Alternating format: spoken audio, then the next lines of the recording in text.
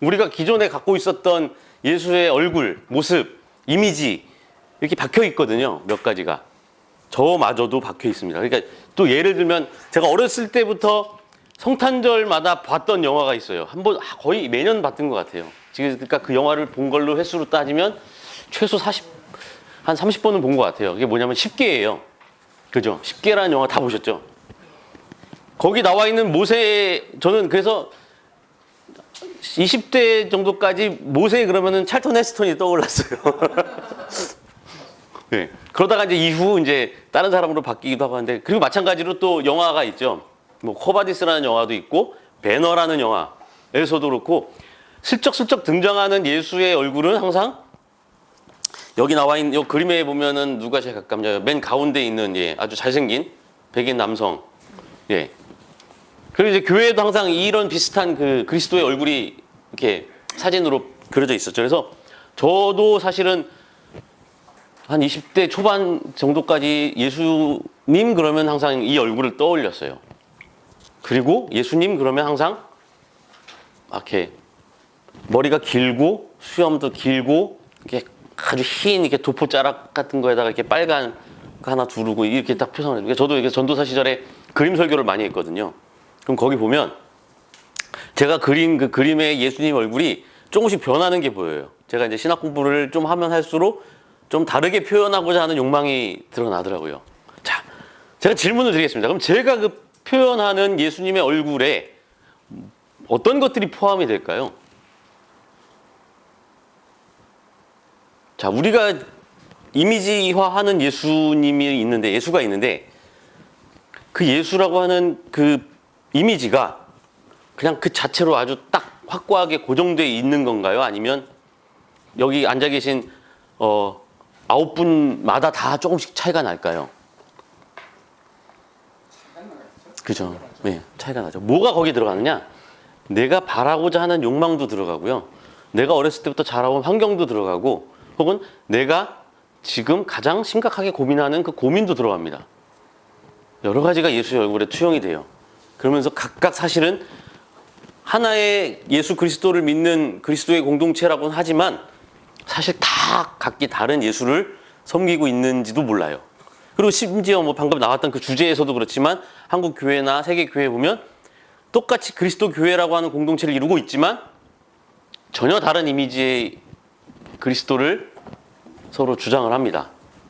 어떤 사람들은 어떤 이의 그리스도는 절대 용서함 없고 죄는 분명히 죄와 선을 구분해서 심판하는 심판자의 그리스도를 더 강조하는 사람들이 있어요. 어떤 이들은 한없이 용서해주고 한없이 축복해주고 병도 낫게 해주고 죽어서 천국도 가게 해주는 아주 아낌없이 베푸는 그런 예수의 표상을 갖고 있는 사람들도 있어요. 어떤 사람들은 저 현장에서 고난받는 이들과 함께 고난받고 있는 민중 안에서 발견하는 그리스도를 떠올리는 사람들도 있습니다. 다 달라요, 사실은. 근데 과연 그 예수는 그럼 어디서부터 출발하는 건가? 라고 봤을 때 당연히 어디서부터 출발할까요? 성서에서부터 출발하는 거죠. 네.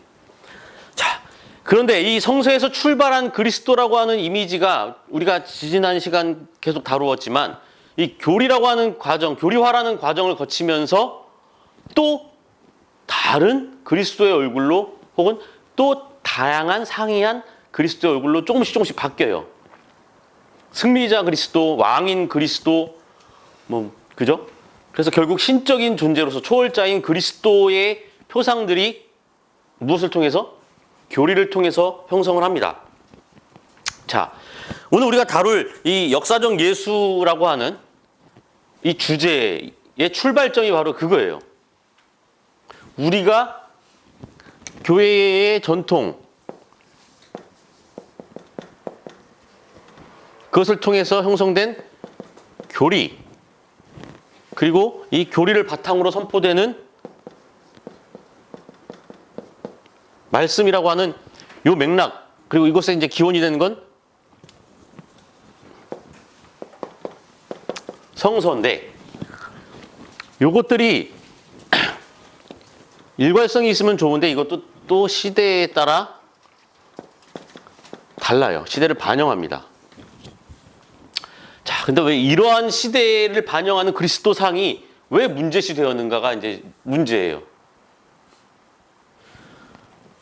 자, 이 역사적 예수라고 하는 주제가 처음 부각된 게 이제 19세기입니다. 19세기는 우리가 잘 아시다시피 종교개혁과 르네상스 이후 이제 유럽 사회는 소위 이성이라는 것과 과학이라는 것을 중심으로 급진한 발전을 이루게 됩니다. 그래서 이제 계몽주의라는 것이 싹트고 한편으로는 산업혁명을 통해서 모든 것이 다 아주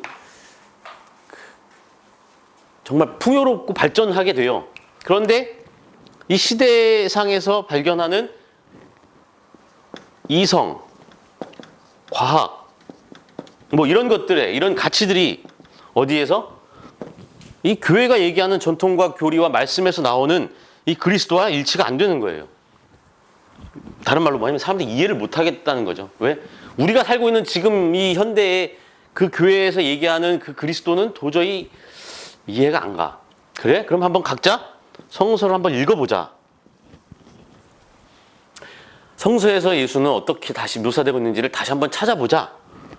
라는 것이 사실은 이 역사적 예수 연구라고 하는 것의 가장 기본적인 출발점입니다.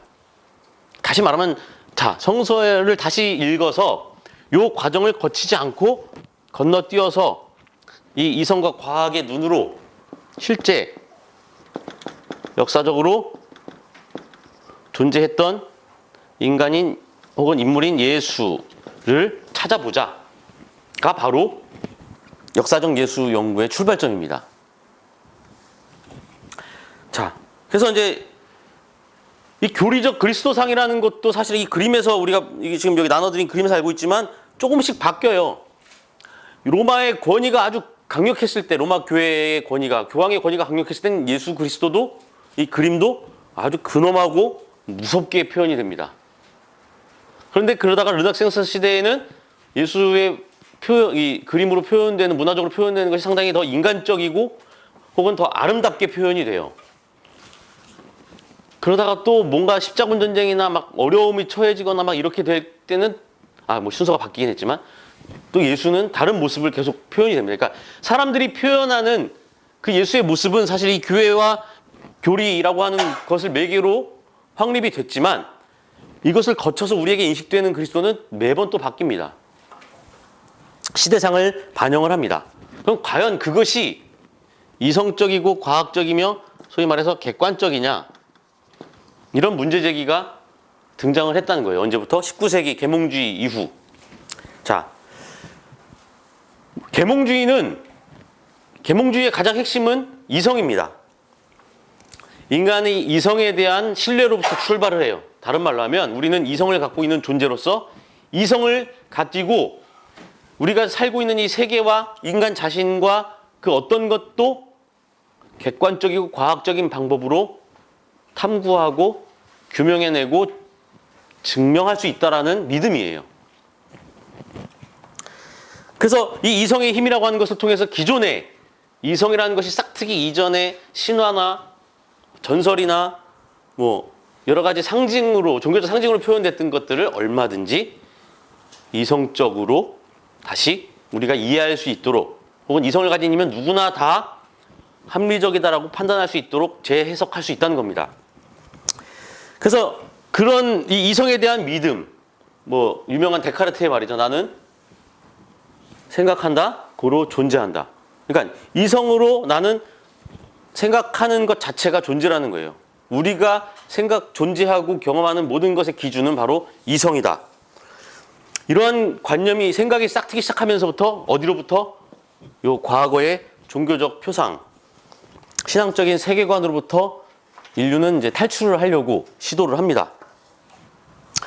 그리고 그 과거의 이 종교적인 틀 안에서 혹은 종교적 관점이나 세계관 안에서 탈출하기 위해서 싹튼 것이 이제 계몽주의다라고 보시면 됩니다. 그래서 계몽주의는 경험적인 실증, 말 그대로 경험을 통해 사실이다라고 확증되는 것만이 진리다. 그리고 우리는 그것을 어떻게 확인할 수 있느냐? 이성이라는 도구를 통해 합리적으로 도출하고 합리적으로 추론함으로써 우리가 경험한 것이 이 사실과 성취되는구나라는 것을 판단하는 것. 이것이 가장 과학적이고 객관적인 방법이다라고 여겼습니다. 그래서 모든 것들을 심지어 신마저도 이성의 빛 가운데서 증명하고자 했던 학문적인 혹은 사상적인 성향을 가리켜서 계몽주의다라고 부릅니다. 그리고 계몽주의와 뭐 비슷한 말이죠. 합리주의. 모든 것은 다 이성의 합리성을 통해서 규명될 수 있다. 그래서 이 계몽주의 시대에 유행했던 신론이 있어요. 저번에 그 신론 다룰 때 얘기했었는데 무슨 론이라고 그러죠? 무슨 신론?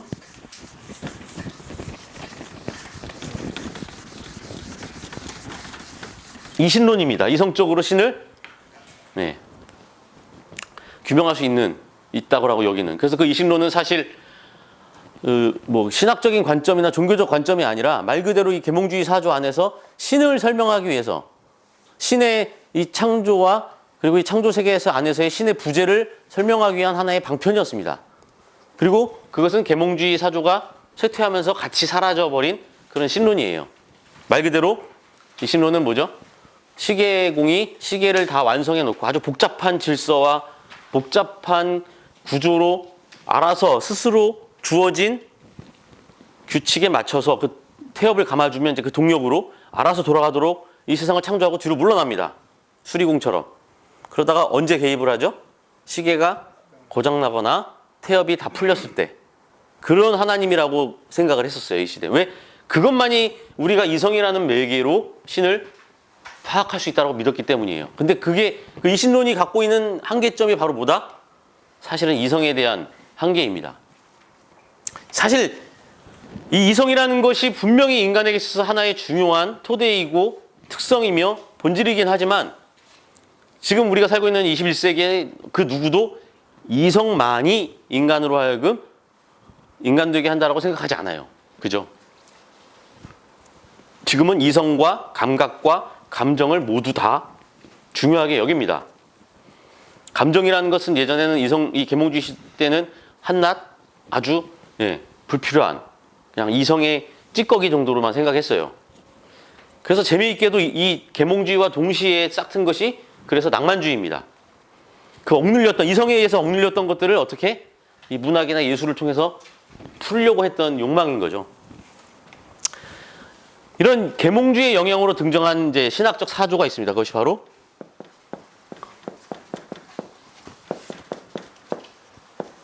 자유주의 신학입니다.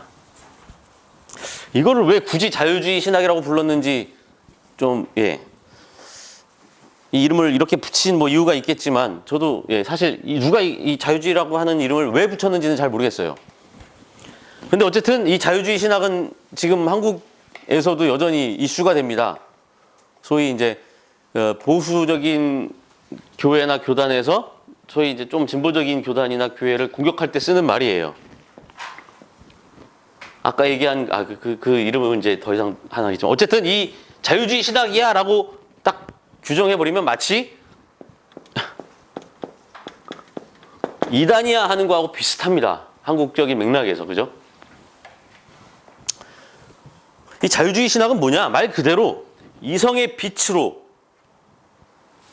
그동안 교회의 교리나 교회 전통에 의해서 그냥 이렇게 신비로 쌓여있던 것들을 한번 껍질을 벗겨내 보자입니다. 쉽게 얘기하면. 그래서 자유주의 신학은 다른 말로 하면 이제 합리적이고 과학적인 방법으로 다시 신학을, 그러니까 이 성서를 보고 교회의 가르침들을 다시 한번 분석해 보자입니다. 그래서 이 자유주의 신학은 이성이라고 하는 것을 통해서, 즉 합리성이라는 걸 통해서 성서를 읽고 그 성서에서 해석된 것들을 합리적인 눈으로 이해할 수 있도록 바꾸는 거예요. 그리고 이 자유주의 신학은 아까 얘기했던 이신론처럼 19세기에 끝납니다. 근데 이 끝난다고 하는 것은 이것이 막 갑자기 다 소각되는 거야. 이신론도 마찬가지로 싹 소각돼서 흔적도 없이 사라지는 건 아니고 영향을 지금까지 주고 있습니다. 뭐 여러 가지 그 신학적 사조들 뭐 정통주의 신학, 뭐 신정통주의 신학 뭐 이런 말씀 들어보셨겠지만 사실 이러한 사고들 가운데 여전히 이 자유주의 신학이라고 하는 한 신학적 방법론은 여전히 여러 분야에서 영향을 미치고 있어요. 그 대표적인 것이 바로 혹은 성서 비평학이라는 곳으로 가장 많이 영향이 미쳐 있습니다. 자, 근데 이제 이 자유주의 신학이라고 하는 것의 폐해가 뭐였냐면요. 모든 것을 다 이성, 합리성이라는 것, 즉 다시 말해서 우리가 경험이라고 하는 것으로 실증할 수 있는 방식으로만 풀다 보니까 사실 인간에게 한계가 있습니다. 아까 얘기했던 것처럼 예수의 상도 각각 어떤 상황에 살고 있는 사람이냐에 따라 다르게 하는 것처럼 이 툴이라고 하는 것도 각각 이것을 활용하고 있는 사람들의 의도나 상황이나 처지에 따라 바뀐다는 거예요. 그래서 자기가 의도하는 대로 적용할 수 있습니다. 뭐 쉽게 얘기해서 성경에 나와 있는 여러 가지 기적 중에 이성이라는 사실은 추상적인 그 기준으로 판단하는 거죠. 아, 베드로가 예수의 말을 듣고 그 그물을 던져서 고기가 많이 잡힌 거는 이거는 약간 자연적으로 해석할 수 있을 것 같아. 요거는 그래 그럼 실제 있었던 것일 수 있어 하고 예수가 무리를 걷는 거는 이거는 아무리 생각해도 과학적으로 이성적으로 해명이 안 돼. 이거는 꾸민 얘기야. 뭐 이런 식으로 자의적으로 가감할 수 있다는 거죠. 사실은 이 자유주의 신학이 비판을 받았던 이유가 한편으로는 그거였습니다. 그리고 또 한편은 뭐였느냐. 이 자유주의 신학은 말 그대로 이성을 중요시하기 때문에 이성을 중요시한다는 건 인간에 대한 무한한 신뢰예요. 이 자유주의 신학이 완전히 깨져버리고 소위 말해서 이제 칼 바르트라고 하는 자유주의 신학자가 신정통주의라는 것으로 갈아타게 된 이유는 2차 세계대전입니다. 인간에 대한 그 신뢰가 전쟁으로 인해서 완전히 다 깨져버린 거죠. 아, 인간의 힘으로 혹은 인간의 이성의 빛으로 혹은 인간에게 주어진 뭔가 하나님에게 주어진 어떤 능력으로 인간이 무언가 할 수 있다라는 믿음을 산산이 깨져버린 거예요. 그러면서 이제 자유주의 신학 노선은 하나의 학문적 방법론 방향으로만 영향을 미치게 되고 사라져버립니다. 자, 어쨌든 이러한 시대적인 맥락과 요청 때문에 이제 기존 교회의 권위와 전통에 의존했던 교리적인 그리스도상이 이제 문제가 있다. 우리 현실과 맞지 않는다. 우리가 지금 살고 있는 이 시대적 맥락과 어울리지 않는다. 혹은 이것이 이데올로기화되어서 여러 가지 모순들을 양산하고 있다라고 하는 문제 제기가 등장하게 됩니다. 다른 말로 하면 이제 기존의 성서와 교회의 신앙 고백 그리고 이것을 통해서 형성된 교리를 기반으로 그 도그마를 기반으로 형성된 그리스도상이 사실은 성서에서 묘사되고 있는 혹은 성서에 기술되고 있는 실제 역사적으로 실존한 인물인 예수에 대한 우리의 보다 진솔한 혹은 진실된 경험을 방해하고 있다라고 하는 문제 제기가 등장합니다. 근데 물론 여기에 뭐가 깔려 있느냐? 마치 성서에 쓰여진 그 사실이 하나의 역사적인 실증 자료다라는 믿음이 또 깔려 있습니다. 그래서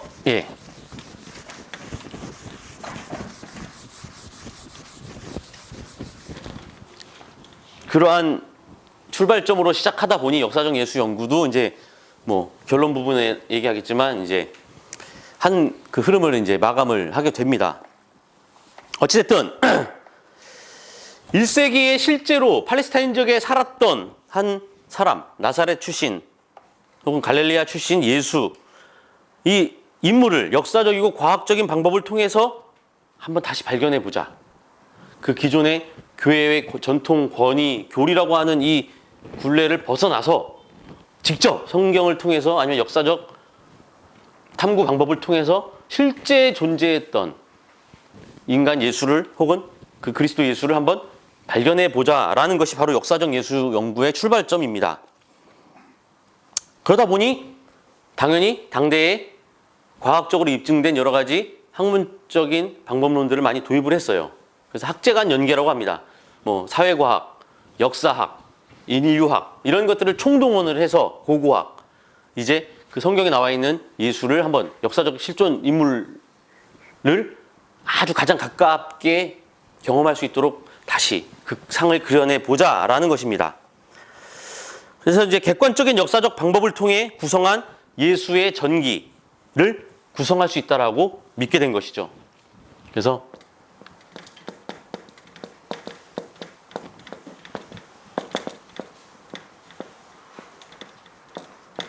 비오그라피를 이제 써보려고 하는 겁니다. 전기 아시죠? 예, 한 위인에 대한 일대기를 역사적 소설 방식으로 쓰는 것입니다. 하지만 자, 이 전기라는 것, 예, 이 20세기에 접어들면서 이 소위 성서, 복음서라고 하는 이 문서에 대한 이 역사 비평 방법에 대한 회의가 다시 분출이 됩니다. 그 당시에 이제 역사학이나 그 문서 해석학에서 사용되었던 그 방법이 뭐였냐면 주로 자료 비평과 본문 비평이에요. 이거는 자료의 연대기를 추정해서 구분을 하는 겁니다. 하나의 책이 있는데 어떤 거는 어떤 자료에서 나왔고 어떤 건 어떤 자료에서 나왔고 어떤 건 어떤 자료에서 나왔는데 이것들을 각각 살펴봄으로써 이것이 하나의 책으로 봐도 되느냐? 아니면 이 자료가 어떤 연대에서부터 쓰여진 거냐? 뭐 이런 아주 단순한 역사 방법론이고 본문 비평도 마찬가지로 그 본문 안에 있는 본문들의 배열이나 특성들에 따라서 연대를 구분하는 그런 방법입니다. 그러니까 한편으로는 되게 단순한 역사 비평, 아주 초기 역사 비평 방법론이에요. 근데 이것에 대한 회의가 등장을 합니다. 그리고 동시에 역사 실증주의 자체에 대한 회의도 등장을 합니다. 역사라고 하는 것, 지난 시간 설명을 했죠.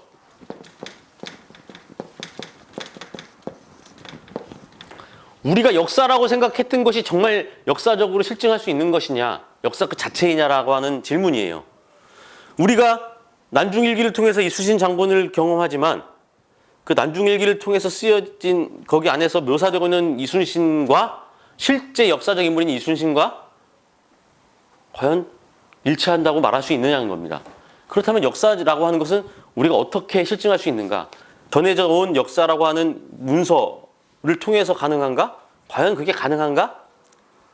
그리고 역사라는 것이 사실은 모두, 그러니까 이 땅에 살고 있는 모든 각 한 사람의 삶과 정황과 상황을 그러니까 다 기술한 것이냐, 아니면 특정한 상황에서 특정한 의도와 특정한 맥락에 따라서 선별되어서 특정한 의도로 쓰여진 것이냐, 이런 문제들이 이제 대두가 됩니다. 그러면서 객관적이고 역사적인 예수 전기와 실존 인물 예수 사이의 차이에 대한 가능성이 제기돼요. 근데 그럼에도 불구하고 19세기까지는 실존 인물인 예수와 역사적 예수 사이의 간극을 줄이기 위한 노력은 계속되고 20세기에도 계속됩니다. 그리고 이를 위해서 다양한 역사 비평 방법론들이 등장을 하는데, 뭐 이제 양식 비평, 편집 비평, 뭐 이제 훗날 뭐 사회사적 비평, 그리고 뭐 문학 비평 등이 이제 등장을 합니다. 양식 비평과 편집 비평은 요 자료 비평 안에서 파생된 거라고 보시면 돼요. 양식 비평은 뭐냐? 그 글을 썼던 사람들의 삶의 자리, 역사적 상황을 들어가 보는 거예요. 뭐 여러 가지 다른 자료들을 통해서. 그래서 그 사람들은 자기가 살고 있는 그 시대의 상황에서 이렇게 의도를 갖고 썼구나 라고 판단을 하는 겁니다.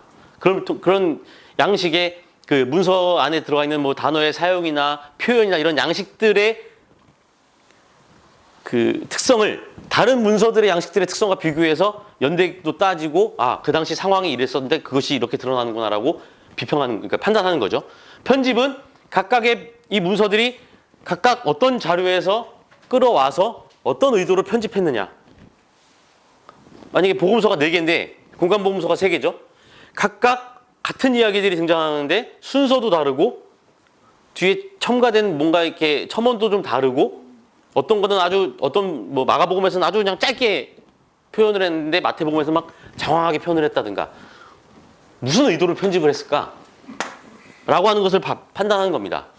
사회사적 비평은 당시의 사회상을 다른 그 자료들을 통해서 그 당시는 로마 제국 시대였고 종교적으로 민중들이 핍박당하고 뭐 그 정치적으로는 식민 지배를 당했고 갈릴레아는 그 당시 이런 지역이었어라고 해서 그 당시 사회상을 파악하고 사회적인 특성을 밝혀냄으로써 그 문서가 어떤 역사적 맥락에서 쓰였는지를 판단하는 겁니다. 문학적인 것은 말 그대로 이런 거 다 일단은 함의로 두고 하나의 문학 작품으로 보는 겁니다. 완성된.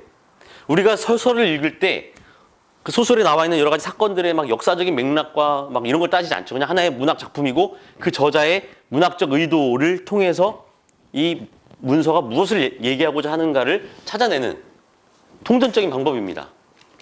어쨌든 이런 이제 역사 비평 방법론들이 동원되게 되고 동시에 이제 다른 학문들과의 이 연계를 활발히 진행함으로써 보다 실질적인 역사적인 예수의 모습을 그려내기 위해 이제 노력하기 시작합니다.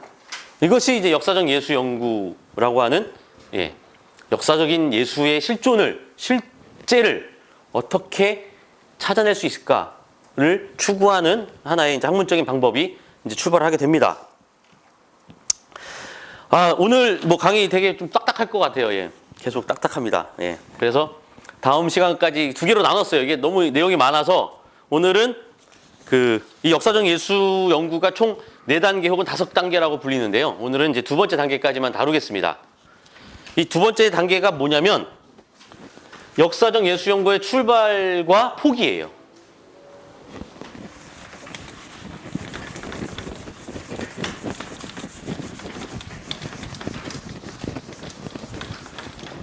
영어로 이제 퀘스트라고 표현을 합니다. 그래서 그냥 단계, 국면이라고 보시면 돼요. 그래서 첫 번째 단계, 두 번째 단계가 있는데 첫 번째 단계는 이제 출발, 시작이에요.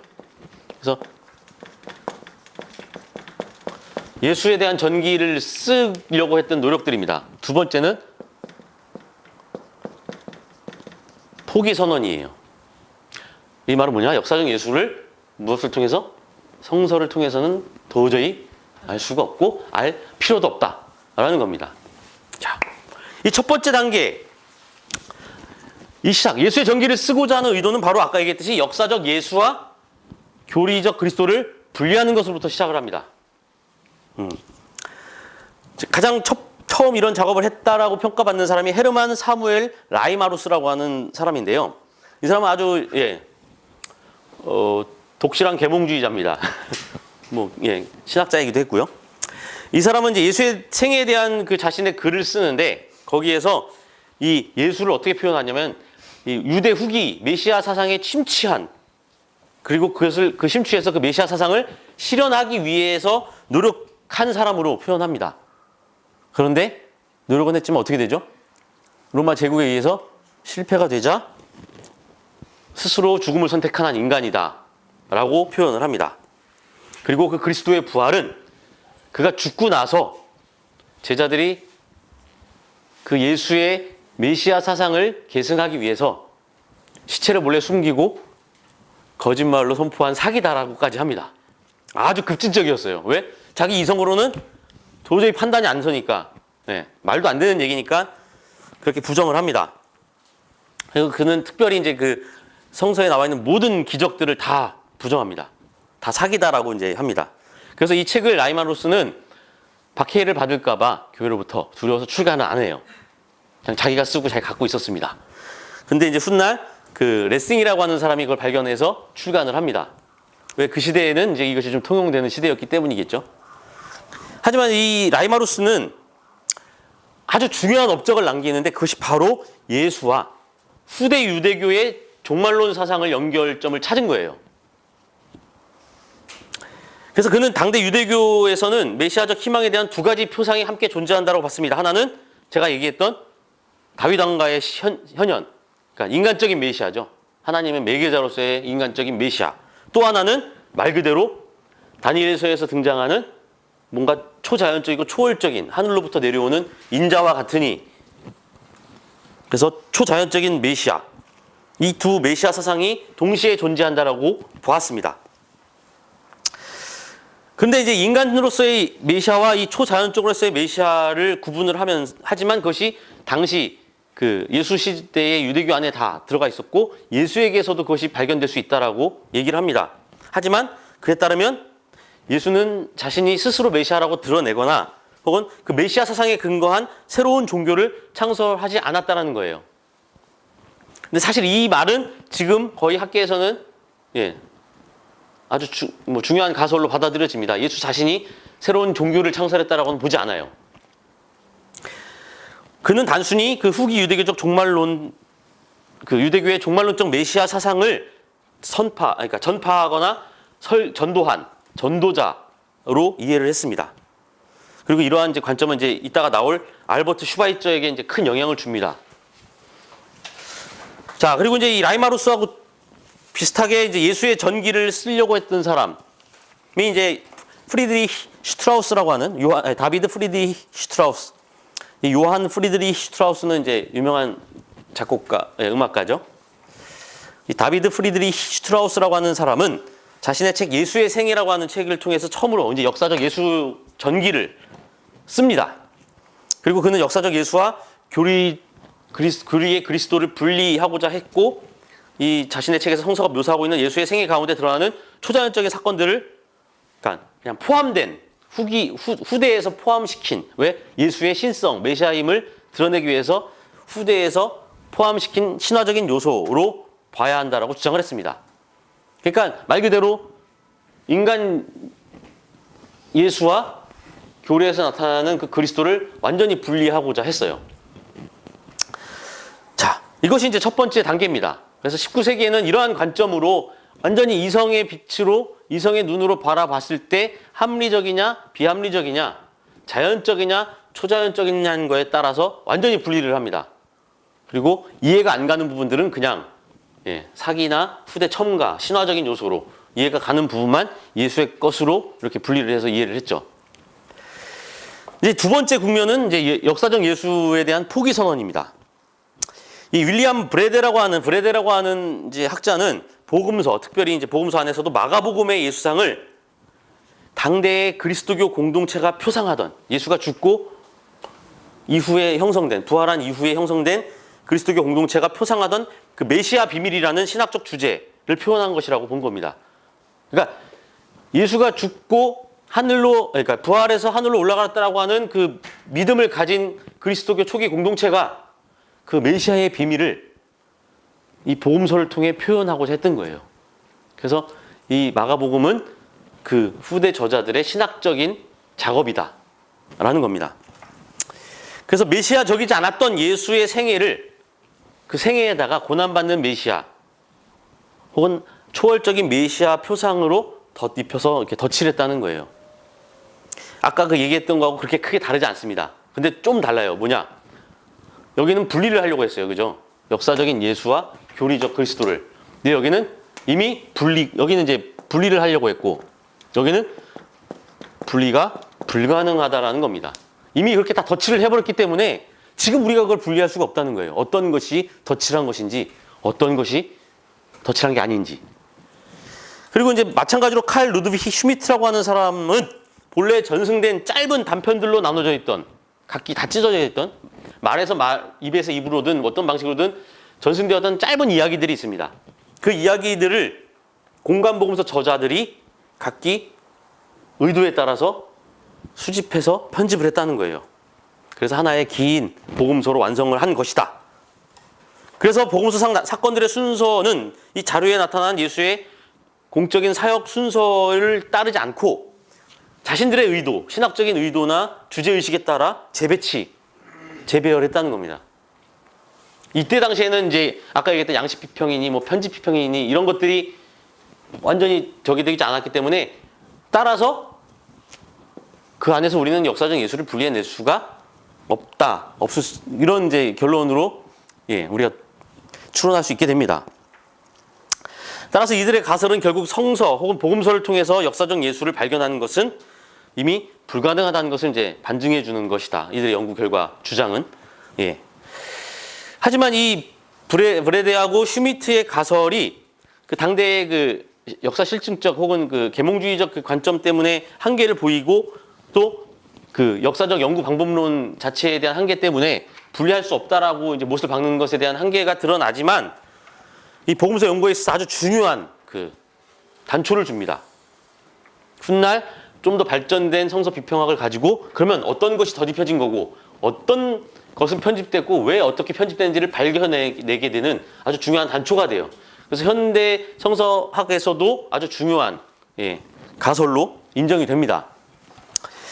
자, 그리고 이제 중요한 인물이 등장해요. 문제적 인물, 알버트 슈바이처. 이 사람 누굴까요? 알버트 슈바이처. 여러분들이 아는 그 슈바이처 맞습니다. 의사이며 음악가이며 목사이며 신학자인 아주 괴물이죠. 욕심도 많고. 그 아프리카에 선교를 가기 위해서 30세에 의학 공부를 하고 또 선교도 갑니다. 그러니까 당대에 아주 유명한 오리겔 연주자였어요. 아주 그러니까 거의 뭐 저희 아내 말로는 스타급이었다고 하더라고요. 대가. 그래서 음악 시대를 빛낸 몇 명의 연주자 이렇게 큰 책이 있거든요. 저희 집에. 거기에 알버트 슈바이처가 나옵니다. 그래서 제가 독일에서 유학하면서 여보 여기 알버트 슈바이처가 있어. 그랬더니 그래? 그 사람 원래 유명한 오리겔리스트야. 그래서 그 사람일까 찾아봤더니 가더라고요.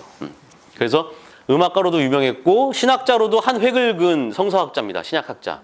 그리고 목사였고 또 마찬가지로 우리가 잘 아는 아프리카에서 선교를 했던 그는 알버트 슈바이처가 나중에 또 많은 오해를 받았지만 당시에는 그러니까 자신의 좀 위치를 드러내기 위해서 아프리카로 간 거 아니냐 그런데 그는 상당히 오히려 그 기독교를 강요하지도 않았고 오히려 반제국주의적인 성향을 보였다고 해요. 선교 현장에서.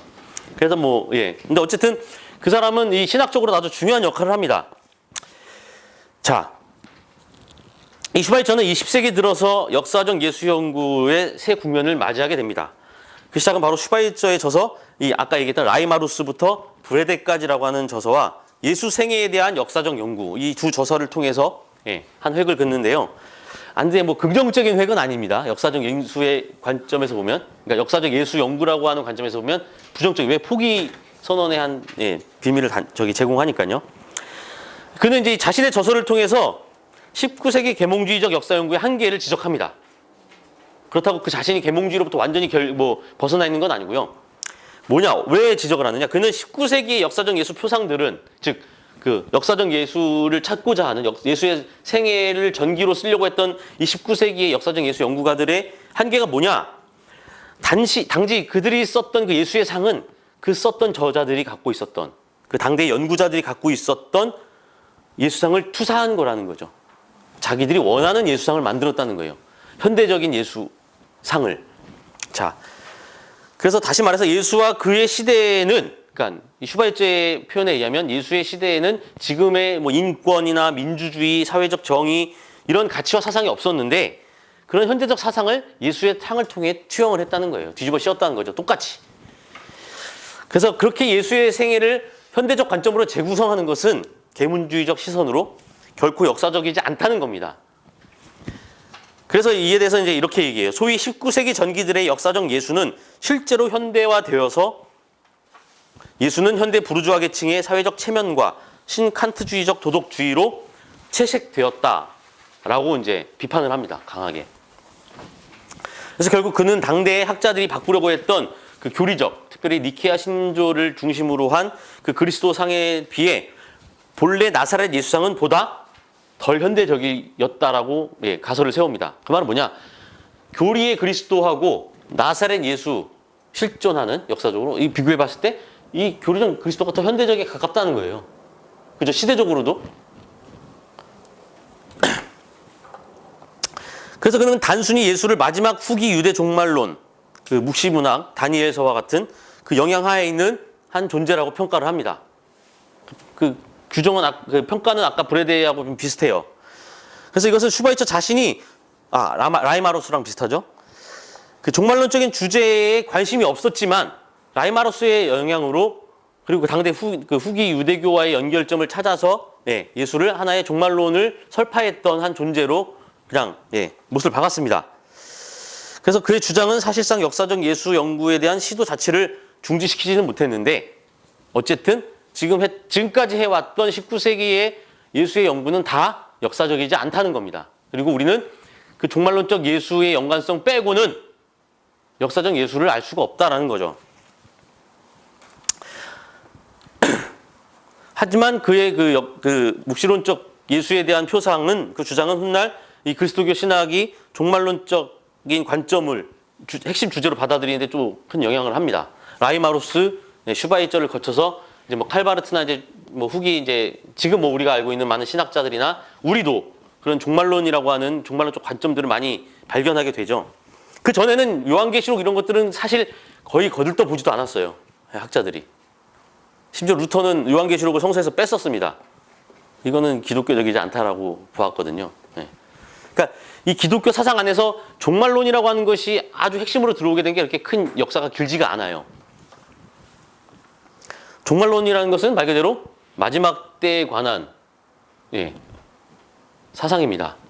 그래서 현재만 국한되어 있는 것이 아니라 그 마지막 때의 시선으로 현재를 다시 조망하는 것, 이것이 종말론이라고 보시면 됩니다. 자, 그럼에도 불구하고 이제 어쨌든 슈바이처는 라이마우루스의 예수에 대한 종말론적 이해에 영향을 받아서 예수를 후기 유대계의 종말론적 메시아 왕국의 도래를 선포한 한 인물로 보았습니다. 결국 예수는 자신의 종말론적 기대가 무산되자 스스로 죽음을 선택한 실패한 종말론자, 우리가 알 수 있는 역사적 예수는 그것뿐이다 라고 이제 결론을 짓게 됩니다. 근데 이제 슈바이처의 이런 평가는 브레데나 슈미트와 같이 자료에 대한 역사성을 염두한 것이 아니고 그냥 슈바이처 자신의 시대의 관점이 반영되었느냐, 즉 그 자신이 살았던 그 시대의 그 계몽주의적 관점이 예수상에 투영되었느냐 안 되었느냐에만 관심을 가졌을 뿐, 그 역사적인 연구 방법을 어떻게 다시 개발을 하고 하면 이것이 역사적 연구 방법에 합당하냐 뭐 이런 문제하고는 그렇게 큰 연관을 갖지 않았어요. 그래서 이제 이 슈바이처도 어떻게 보면 이제 19세기의 그 연구 경향을 어느 정도 따르는 마지막 그 연구자다라는 평가를 받습니다. 그래서 이제 소위 이 포기선언 이 국면에서 2-1이 끝납니다.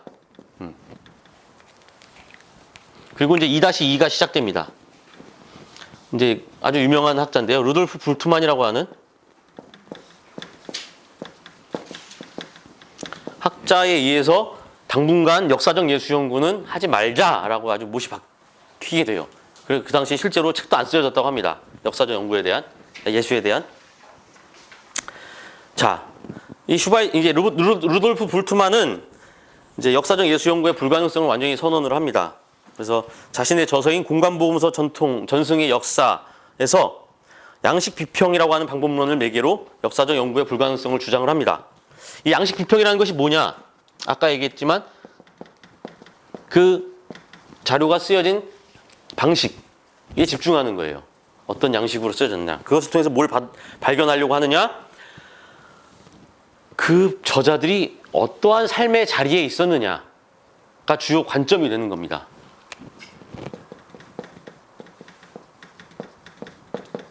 우리는 어떤 삶의 자리에 있죠?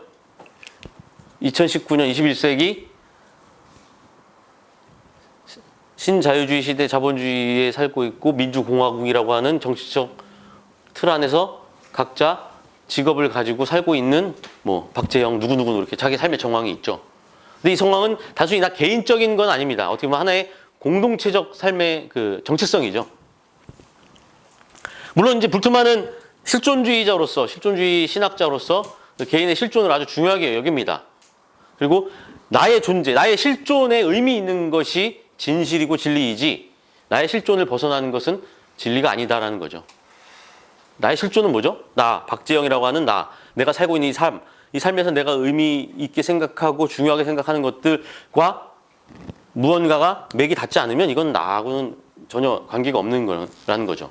예수의 얘기 중에 좀 관계 있는 게 뭐다? 바로 나의 그 실존과 관계 있는 것만 유의미하다는 것으로 귀결이 될 수 있습니다.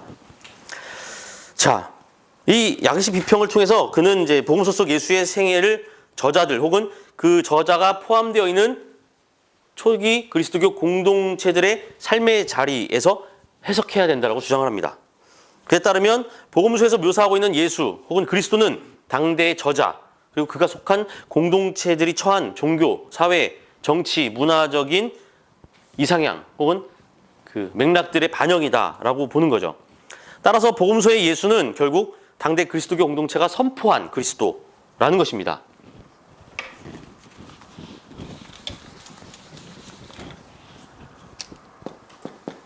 자, 이걸 케리그마의 그리스도라고 부릅니다. 이 케리그마는 그리스어인데요. 케릭소라고 하는 그 그리스어 동사에서 파생된 건데 이건 말로 무언가를 전달하다는 뜻이에요. 그래서 이것은 말로 전달하는 것. 그래서 설교를 의미합니다. 교회에서 교회의 용어로. 즉 다른 말로 하면 설교된 그리스도라는 거예요. 누구에 의해서? 당대의 저자들에 의해서. 예. 우리도 들꽃에서 강단에서 설교된 그리스도를 그죠? 공유하고 있는 거죠. 그렇게 본 거예요. 당시 마가복음의 저자 공동체가 마태복음 저자 공동체가 누가복음 저자 공동체가 각각의 삶의 자리에서 선포된 그리스도를 신앙하고 그것이 나타나는 것이 복음서다라는 것입니다. 그렇기 때문에 역사적 예수에 대한 연구는 불가능하다는 거예요. 이미 그 복음서는 그들이 처한 삶의 자리에서 그들이 필요로 하고 고백하고 경험한 그리스도를 선포한 것이기 때문에 그 안에서 역사적 예수를 찾는다는 것은 불가능하다는 거고, 또 한편으로는 우리는 그 선포된 그리스도를 이미 성서를 통해서 내 실존적으로 받아들였기 때문에 역사적 예수를 굳이 밝힐 필요가 없다는 거예요. 그죠? 우리는 이미 그 안에서 나의 실존과 만나는 그리스도를 만난 거니까. 그죠? 신앙 지금 나는 그리스도인이다라고 고백하고 성서를 하나님 말씀으로 고백한 사람들은 이미 초대교회 공동체가 선포한 그리스도를 나의 실존에 다가온 그리스도로 고백했기 때문에 나에게 의미 있는, 거기서 굳이 역사적 예수를 찾을 필요 없다는 거예요. 자, 그런데 그는 따라서 그리스도의 교회 신앙은 예수 부활 이후에 등장한 것이고, 따라서 부활한 예수, 즉 그 케리그마 예수 그리스도는 역사적 예수와 연결성 없이도 가능하고 그리스도교 본질과 맥을 같이 한다는 겁니다. 따라서 역사적 예수는 그리스도교 신앙의 본질과 아무런 관련이 없다라는 것이죠.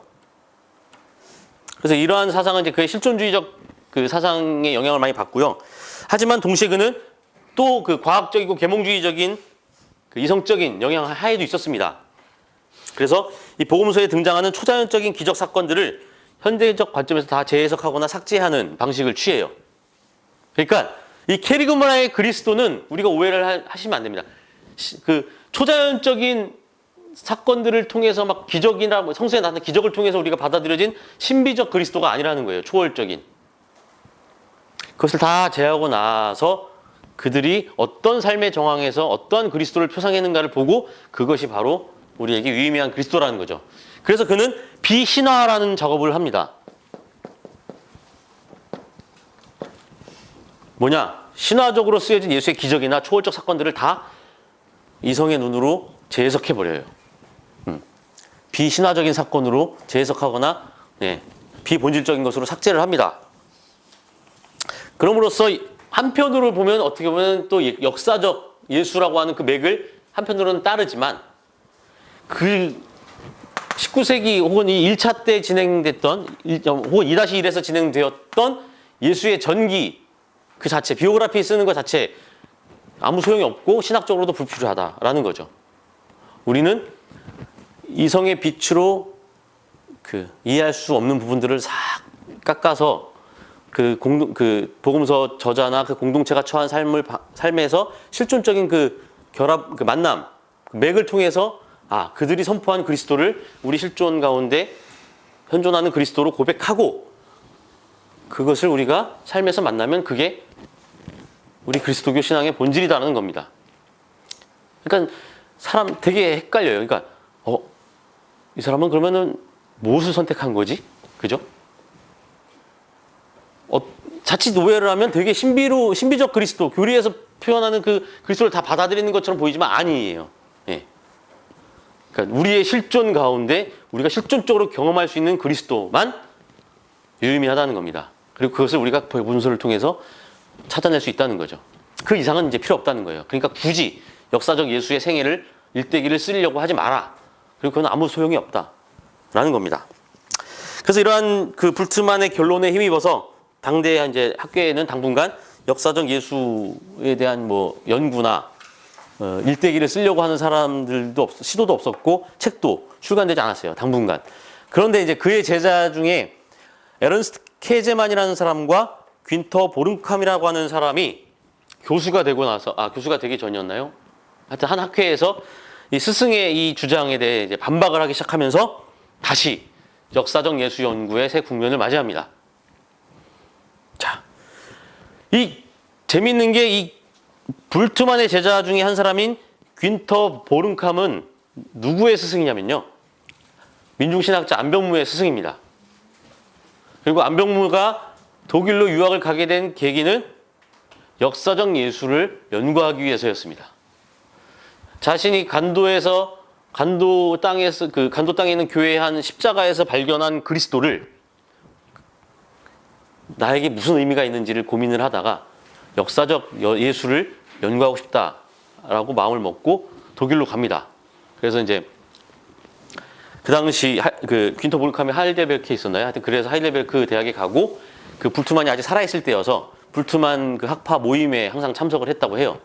그런데 불트만이 역사적 예수 연구는 불가능하다라고 선포를 하니까 이제 충격을 먹고 그냥 논문 이렇게 대충 쓰시다가 귀국을 하신 거죠. 다 쓰시고. 예. 그래서 이제 논문을 어떻게 썼냐면 예수의 사랑과 공자의